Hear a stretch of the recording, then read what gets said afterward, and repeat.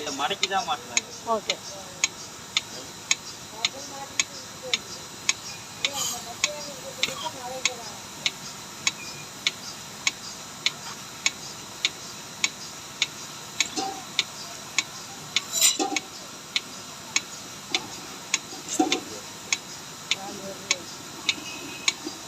நம்ம நாளே ஒட்டுக்கா மாட்டி விட்டுற வேண்டியதா?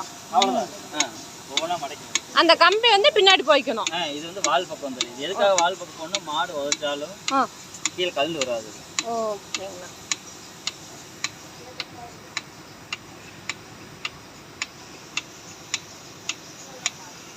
நமக்கு நிமிஷம் கணக்கா இல்லை நாம் இல்லை விஷுவலாக பார்க்குறதா இருக்கு? இல்லைங்கண்ணா, இப்போ நான் கேட்குறது இப்போ பால் பீச்சிட்டோம் அப்படிங்கிறது எப்படி தெரிஞ்சுக்கும்னு நம்ம கேட்குறோம். இந்த கண்ணாடி பவுலில் கம்மியானா இப்போ எப்படி ஃபுல்லாக வருது இல்லையே? ஆமாம். இதுக்கப்புறம் ட்ராப்பாக வரும்போது கழட்டிடலாம். ஓ, அந்த ட்ராப்பாக வரதுக்கு முன்னாடியே இதை லைட்டாக லோடு கொடுத்து கீழே அழுத்துற மாதிரி கொடுக்கணும். இதை அழுத்தி பிடிச்சோம் அப்படின்னா கடைசி பால் மடிப்பாலுமே வந்துடும். பார்த்தீங்களா கம்மியாயிருச்சு? அவ்வளோதான். ஒவ்வொன்றும் பால் அடக்கிக்கும் புதுசு. ஓகே. இப்போ கம்மியாக தெரியுது ரோடு. தெரியுது இல்லையா? ஃப்ளோவே கம்மியாயிருச்சு.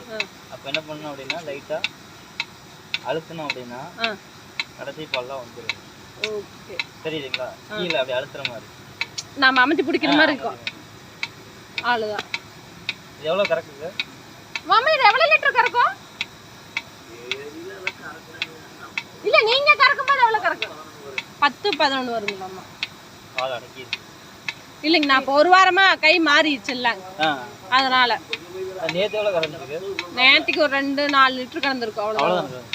இப்போ கை மாறினால 4 லிட்டர் இருக்கு. தெரியுதுங்களா?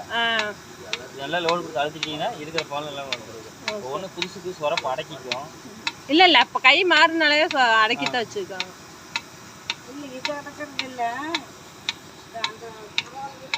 இது அவ்வளோதான். தெரியுதுங்களா? இந்த ட்ராப் வந்துருக்கு. அதுக்கப்புறம் லாக்கை கழட்டி தான் கழட்டிட்டு ஒன்று கழட்டிங்கன்னா எல்லாம் கழட்டி. ஓகே.